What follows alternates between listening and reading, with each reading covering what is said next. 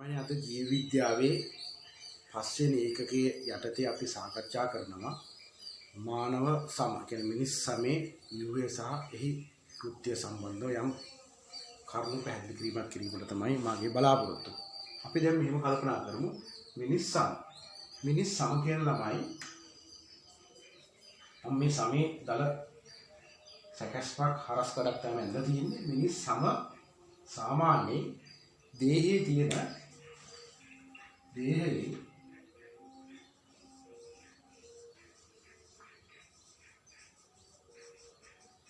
දේහයේ විශාලතම ඉන්ද්‍රිය. මිනිස් සම කියන්නේ දේහයේ විශාලතම ඉන්ද්‍රිය. අපි ආත්මාව ගන්නවා. ඉතින් ගියාම හදේ වස්තු ගන්න අනිකුත් දේවල්ට අමතරව මිනිස් දේහයේ විශාලතම ඉන්ද්‍රිය තමයි අපේ සම. ඒක නිසා මේක සාමාන්‍ය විභාගයකට අහන්න කරනවා. මිනිස් සාමාන්‍ය බහුවර්ණ ප්‍රශ්නවලට අහන්න පුළුවන්. මිනිස් දේහයේ විශාලතම ඉන්ද්‍රිය තමයි මිනිසාගේ සම. මිනිස් සම සාමාන්‍ය කොටස් දෙකකට මිනිස් සම කොටස් දෙකක් සමන්විතයි. කොටස් එක තමයි පළවෙනි එක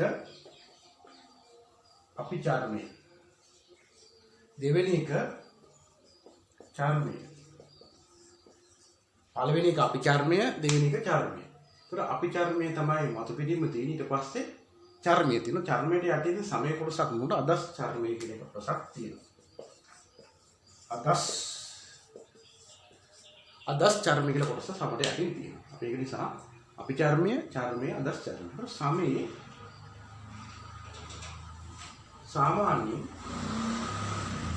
සාමාන්‍යයෙන් මේ උඩතින්ම තියෙන අපිචර්මීය කොටස. මේ අපිචර්මයේ හැදිලා තියෙන්නේ ස්තරීභූත කෙර්ණීභවණය වෙච්ච සල්කමයේ අපිච්ච දෙක. හොඳ මේ බලා ගන්න.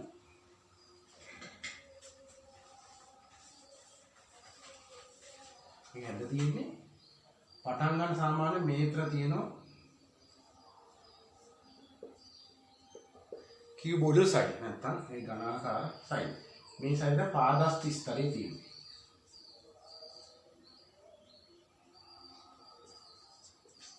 පාදස්ති ස්තරයක තියෙනවා. මේක ඇත්තටම අපිච්ච සයිඩ්. අපිචර්මය කියන්නේ අපිච්ච දෙයක්. අපිචර්මය කියන්නේ අපිච්ච දෙයක්. අපිච්ච දෙය යටින්ම තියෙන පාදස්ති ස්තරේ මෙතන තියෙනවා පාදස්ති ස්තරේ තියෙනවා මේ කීබෝඩ් ප්‍රමාණයේ තියෙන මේ වගේ සාමාන්‍ය ඝනාකාර හැදෙති සයිඩ්. මේ සයිඩ් අතර තමයි මෙලනොසයිඩ් තියෙන්නේ.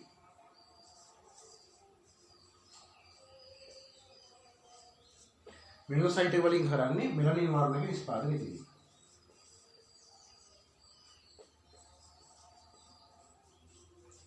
මෙලනින් වර්ණකේ දැන් සමේ තියෙනවා අපිචර්මයේ පාදස්ති ස්තරේවත් ධර්ම පටලයේ මත තියෙනවා සාමාන්‍යයෙන් මේ වගේ සයිඩ්. ඉතර සෛල වල තමයි මෙලනොසයිඩ් තියෙන්නේ. මෙලනොසයිඩ් මෙලනින් වර්ණක නිෂ්පාදනය කරනවා.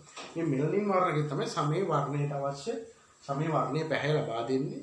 මේ විවිධ පුච්චලයන්ගේ විවිධ සමේ වර්ණයේ පැහැ ලබා දෙන්නේ මෙලනින් වර්ණකේ.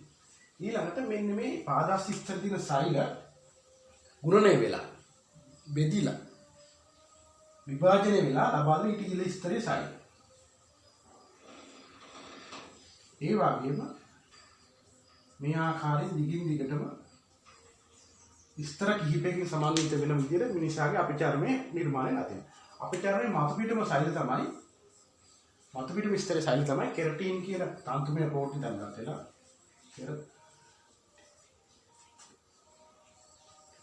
කෙරටින් තැන්පත් වෙලා මේ කෙරටින් තත්ත්වයට මතුපිට ස්තරයේ සෛල අජීවී වෙලා තියෙනවා. මෙන්න මේ කෙරටින් තැන්පත් වෙලා මතුපිට ස්තරයේ මේ ස්ක්වයාමස් සෙල් සෛල අජීවී බවට පත් වෙලා තියෙනවා. ඒ කෙරටින් වලින් අපිට මේකට මේ සමට පිටතින් එන රසායනික සහ භෞතික විපර්යාස වලින් හානි වීම වළක්වන සමට ආරක්ෂාව සපයන මේ කෙරටින් වලින්.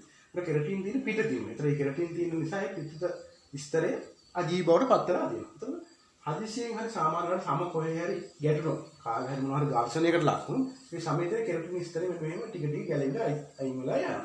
අපි හිත වැදෙනවා කියලා ගැලවිලා ගියා. ඊට පස්සේ ගොඩාක් ගැලවුණු මේක සාමාන්‍ය තුවාල වෙන්න පුළුවන්.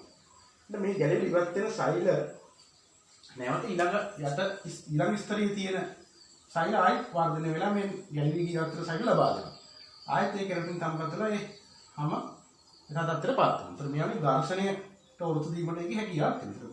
මේ මතුපිට සෛල ලබා දෙන මෙන්න මේ යට තියෙන සෛල. පාදස්ති ස්තර තියෙන සෛල බෙදීමේ. මේවා ගුණණයන් නිසා තමයි මේවා ගුණණයෙන් තමයි මේ සෛල ලබා දෙන්නේ. ඒක දැනගන්න ඕනේ මෙතනින් ගැලවිලා යත් යන සෛල වල හානිය පූර්ණය කරන්නේ මේ පාද සිස්තරයෙන් සෛල බෙදිලා ගුණණය වෙලා ඉස්සරහට ලැබෙනවා අණු විභාජනයේ සඳහා. විභාජනයේ තුලින්. ඒතර මේක අපි ඉගෙන ගන්න. චර්මයේ තුනී කොටසක් බවට පත් වෙනවා අපි චර්මයේ. ඒ අපි චර්මයේ මෙන්න වගේ අපිච්ච දෙයක් තියෙනවා. අපිච්ච දෙය නම අපි කියනවා ස්තරී භූත. ස්තර කිහිපයක් තියෙනවා.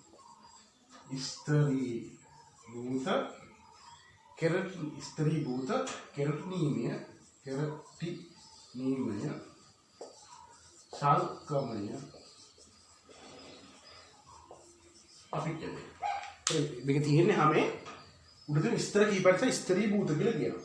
අර කෙරටනීමය කියන කෙරටින් කියන ද්‍රව්‍ය තැම්පත් වීම නිසා කෙරටින් වෙලා අජීව වල අතර මතුපිට ස්තරය.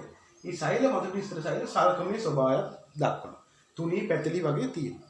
එතකොට ස්තරී භූත කෙරටනීමය සල්කමේ අපිච්ච දෙය. අතර මේ අපිචර්මය කියන්නේ අපිච්ච දෙයක්. ඒක තමයි අපිච්ච දෙය කියලා කියනවා. අපිච්ච දෙයට අපි දැනගන්නවා සාමාන්‍ය ළමයි අපිච්ච දෙයට රුධිර වාහිනී සැපයුමක් නැහැ. අපිච්ච දෙයට රුධිර වාහිනී සැපයුමක් නැහැ.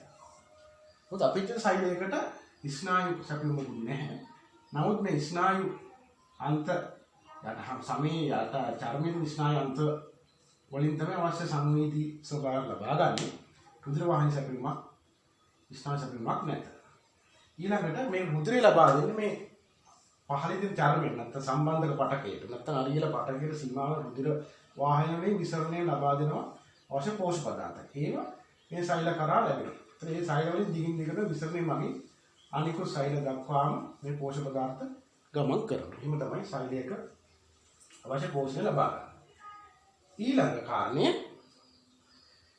මේක තමයි අපිචර්මය. ඊළඟට අපිට ප්‍රධාන වශයෙන් අපිචර්මීය පල්ලෙහාට අපිචර්මයේ චර්මයේ තුලට අවතරණය වෙලා චර්මයේ තුල ගිලා බැසලා ඇති වෙන නැත්නම් අපිචර්මයේ ව්‍යුත්පන්න වශයෙන් ඇති වෙනවා.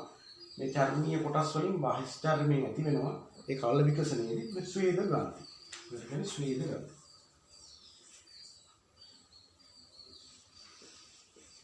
ස්වේද ග්‍රන්ථි. මේ ස්වේද ග්‍රන්ථි කියන්නේ එක සංවලිත නාලාකාර ස්වභාවයෙන් තියෙන ග්‍රන්ථි වර්ගයක්.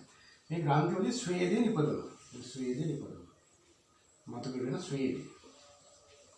ස්වේදේ නිකන් නිපදවනවා. එතකොට මේ ස්වේද ග්‍රන්ථි තමයි මෙහෙම මේ ආකාරයෙන්ම ඒ චර්මයේ ගිලා බහැලා අපි චර්මයේ විඋත්පන්නයක් වශයෙන් තියෙන මේ ස්වේද ග්‍රන්ථි ඇති වෙනවා. ඊළඟ ආකාරය තමයි මේ රෝම කූප අපේ තියෙන මේ රෝමය. මේ රෝමය රෝම කූපයක් තියෙනවා. මේ රෝම කූපය තියෙනවා. මේ රෝම කූපය ඒ අපි චර්මයේ විඋත්පන්නයක් වශයෙන් චර්මයට ගිලා බහැලා තියෙනවා. මේ රෝම කූපයට විවෘත වෙනවා මෙන්න මේ වගේ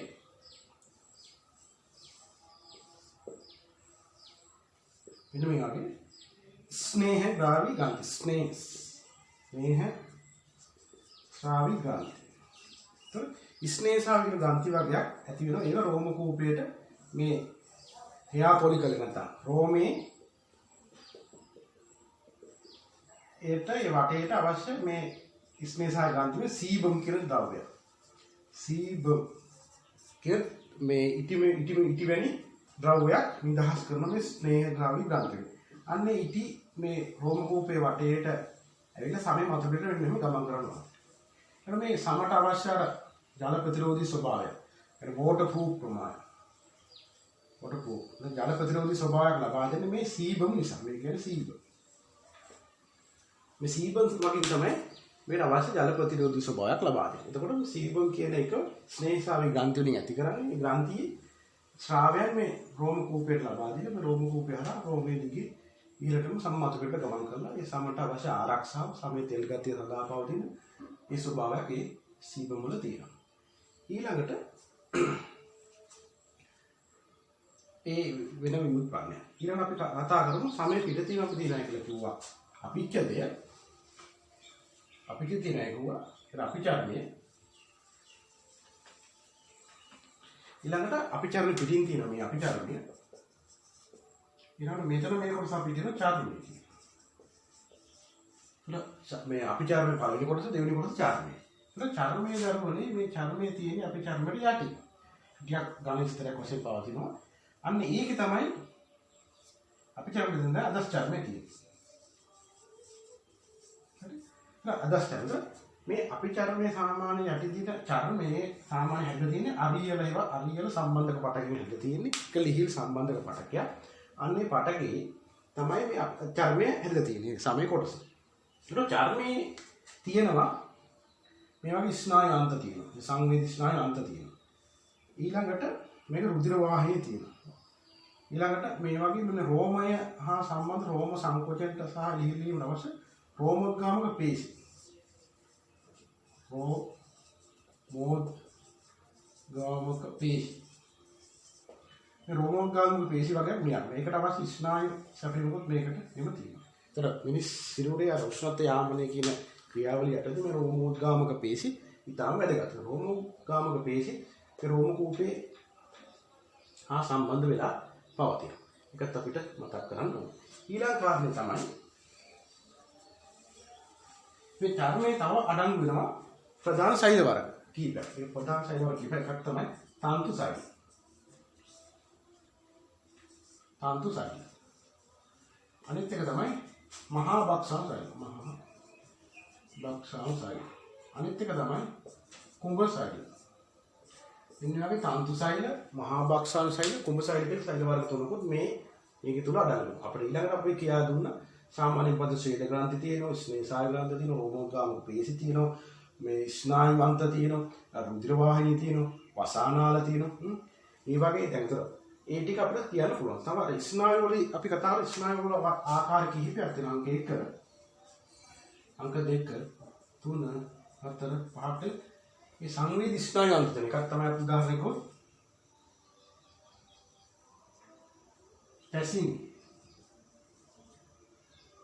ඇසිනි දේහානුක ජාතියක් තියෙනවා. මයිස්න දේහානුක ජාතියක් තියෙනවා. ඊළඟට තියෙනවා නිදහස් ස්නායු අන්තක ජාතියක් තියෙනවා. හරිද?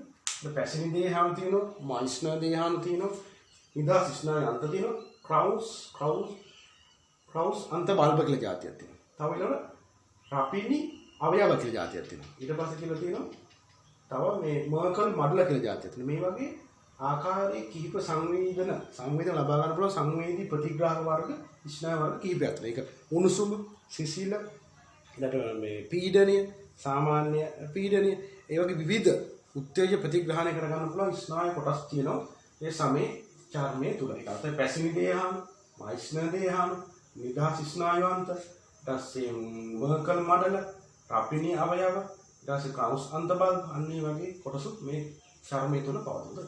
චර්මයේ යටිතින් තමයි තියෙන්නේ අදස් චර්මය. අනේ අදස් චර්මයේ තියෙනවා මේද පටකය. මේද පටකය එකක් අරියල පටකය සම්බන්ධ පටකය විකරණය මේ හැච්ච දෙයක්. ඒත් මේද පටකයේ තියෙනවා මේද සෛල. මේද සෛල. මේ මේද සෛල දුමුරු මේද සෛල, සුදු මේද සෛල කියලා සෛල වර්ග දෙකක් කියගෙච්ච වාර වැඩගත් නෑ. ඒත් මේද පටකය. මේද පටකයේ තියෙන නිසා මේද පටකය අනුව සමේ ස්වභාවය වෙනස් වෙනවා. ඊළඟ කාරණා තමයි මේ සමේ අර ප්‍රත්‍යක්ෂතාවය. ඇදෙන ස්වභාවය, ඇදෙන සුළු ස්වභාවයට හේතු වෙන්නේ මේ තන්තු සෛල තියෙනවා. ඒකේ කොලජන් තන්තු තියෙනවා, ඉලාස්ටින් තන්තු තියෙනවා. ඉලාස්ටින් තන්තු ඇදෙන ස්වභාවය තියෙනවා. කොලජන් තන්තු කියන જાතිය ටික දුඩයි ඒවා ඇදෙනවා. ඒතර මේ ඉලාස්ටින් සහ කොලජන් තන්තු වල පිහිටීම, මේ අරියල පටකේ චර්මය තුළ පිහිටීම මත තමයි මේ සමට ඇදෙන සුළු සහ අන්‍ය ස්වභාවය ලබා දෙන්නේ. මෙන්න මේ කරුණු කාරණා කිහිපය තමයි සමෙන් අපට දැනගන්න පුළුවන් වෙන්නේ. ඊළඟ පැහැදිලි කිරීම තමයි මේ සමේ ව්‍යුහයේ සැකසීලා තියෙන මිනිස් සමේ ව්‍යුහයේ සැකසීනේ ඒකෙන් ඉටු වෙන කෘත්‍යයට ගැලපෙන ආකාරය. ඒතර ඒකෙන් අපි ඉටු වෙන කෘත්‍යය තමයි ප්‍රධාන කෘත්‍යයන් කිහිපයකට අපිට වර්ග කරන්න පුළුවන්. අපි මේ වර්ග කරාට ස්වභාව ධර්මයේ එහෙම වර්ග කිරීමක් නැහැ. නමුත් ස්වභාව ධර්මයේ පිහිටීම අපිට ඉගෙන ගන්න පාසුවට අපි මේක වර්ග කිරීමක් කරනවා. උනාත් එක බලන්න. පිටතින්ම පවතින කෙරටුනීමේ වෙච්ච ස්තරීකృత අපිට අපේ සමට ආරක්ෂාවක් ලැබෙනවා. අංක 1 ආරක්ෂාව. ආරක්ෂා ලැබෙන්නේ කොහොමද මේ ස්තරීකృత සාධන අපිට. ඊට අමතරව මේ විදිහට සීබගුණේ ආරක්ෂා කරනවා. ශ්‍රේණියෙන් ආරක්ෂා ලැබෙනවා. ඒතර විවිධ කර්ම වල ආරක්ෂා ලැබෙනවා. ඊළඟට අපිට පුළුවන් ඊළඟට තමයි අපේ උෂ්ණත්ව යාමනය. ශරීරයේ සිදුවන ශරීරයේ උෂ්ණත්වය වැඩි වුණොත් උෂ්ණත්වය යාමනය සඳහා සීතලක් ඇති වුණොත් කොහොමද මේ යාමනය සඳහා මේ සම ක්‍රියා කරනවා. ඊළඟ තුන්වෙනි කාරණය තමයි සංවේදී ප්‍රතිග්‍රාහක පීඩන. සංවේදී ප්‍රතිග්‍රාහක විස්නායන්ත වර්ග මම කිව්වා 5ක් 6ක්. අන්නේ පීඩීම වලින් අවශ්‍ය සංවේදන ලබා ගැනීමට හැකියාව. ඊළඟට 4 විටමින් D සංශ්ලේෂණය කිරීමක් වගේ මේකෙන් සිදු වෙනවා. ඊළඟ කාරණය තමයි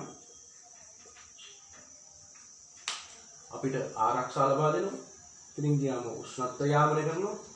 සංවේදී ප්‍රතිග්‍රාහකය කරන විටමින් වගේ මේවා සංශ්ලේෂණය කරනවා. පාරගම්බුල කිව්වොත් අපිට සමත මොකෙමනේ ආරක්ෂාවක් ලබා දෙන්න පුළුවන්. ඉතින් මෙන්න මේ වගේ ප්‍රධාන කරුණු කිහිපයක් අතර සමය කෘත්‍ය විදිහට අපිට වර්ග කරන්න පුළුවන්. අපි පන්තිද මීට වඩා ගැඹුරින් මේවා අධ්‍යයනය කරපු මේකෙදි සාමාන්‍ය වශයෙන් අපි සම ගැන මේ විස්තරයක් පැහැදිලි කරා.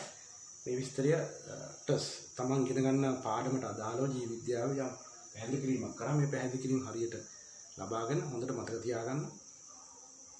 තමන් අධ්‍යාපන කටයුතු වල යෙදෙනකොට ඉතාම වැදගත් විදිහට මේ මතක තියා ගැනීම තමන් විභාගයේ ඉහළම ලකුණු මට්ටමක් දක්වා තමන්ට ගමන් කරන්න පුළුවන්. එහෙනම් සියලු මේ යහපත් පැටි මිතුරා කියලා ප්‍රාර්ථනා කරන මම නිවිට එනවා ඔබ සැමට සුබ දවසක්.